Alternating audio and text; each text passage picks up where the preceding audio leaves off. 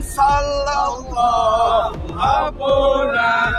ala nuril mungkin Ahmad Mustafa Sayyidil Mursalin wa ala alihi wa sahbihi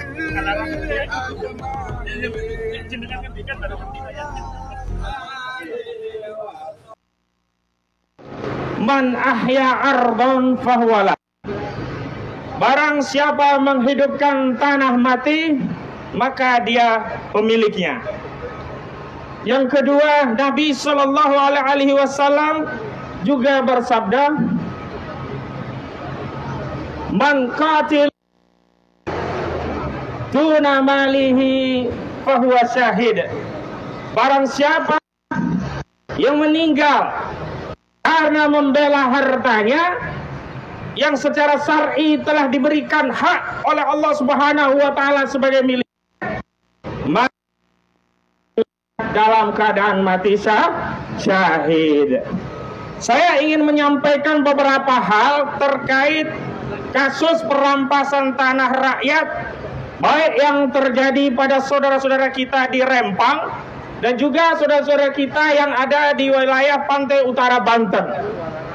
Yang pertama, saya ingin tegaskan kepada seluruh rakyat, kepada seluruh pemerintah yang hari ini mendapat amanah dari rakyat, bahwa saudara-saudara kita rakyat di Rempang dan juga rakyat Banten adalah pemilik hak syar'i dari tanah-tanah yang mereka kuasai. Kenapa demikian? Sejarah tanah Banten, sejarah tanah Rempang, yang pertama kali mendatangi tanah itu, mengelolanya dan menghidupkannya, itu adalah rakyat Banten, itu adalah rakyat Rempang. Sementara Nabi Shallallahu Alaihi Wasallam telah bersabda, siapa yang menghidupkan tanah dan mengelolanya, dan kemudian menjadi lahan pertanian atau lahan apapun yang bisa diambil manfaatnya, maka dia menjadi pemiliknya. Sejarahnya, yang pertama memuliakan tanah Banten ini rakyat Banten atau Aguan? Rakyat Banten. Jadi saudara Aguan ini tidak pernah mengaki di tanah Banten, tanah punya hak atau siapapun terhadap tanah Banten. Maka apapun tindakan korporasi yang dilakukan oleh proyeknya Aguan berdalih Proyek Strategis Nasional PIK 2 ini sejatinya adalah melakukan perampasan tanah terhadap tanah rakyat Banten yang dilegalisasi oleh penguasa. Takbir! Karena itu dalam kesempatan kali ini saya tidak saja mengingatkan kepada saudara Aguan yang melakukan perampasan tanah rakyat Banten, sekaligus dalam kesempatan ini saya ingin membela saudara saya yang ada di Rempang, dan saya ingatkan saudara Tommy Winata yang juga berusaha melakukan perampasan tanah Rempang dengan dalih yang sama, dan Proyek Strategis Nasional hanya beda menggunakan PIK 2, Proyek Rempang Eco City. Apa pesan saya kepada Aguan dan Tommy Winata, juga kepada para penguasa yang selama ini melayani kepentingan oligarki? Ingat bahwa rakyat Banten dan rakyat yang ada di Rempang adalah rakyat yang beragama Islam, yang tunduk, taat dan patuh kepada Allah dan Rasulnya, yang akan membela setiap jengkal tanah mereka, dan mereka siap syahid untuk membela hak mereka. Takbir!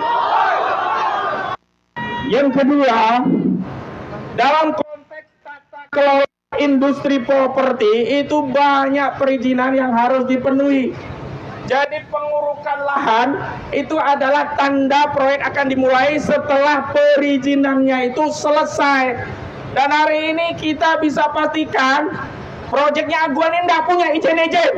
Maka harus diperiksa, diaudit oleh negara. Dia punya izin lingkungan tidak, izin lalu lintas tidak, izin prinsip tidak, atau SIPPT, surat izin penggunaan tanah untuk proyek dia tidak.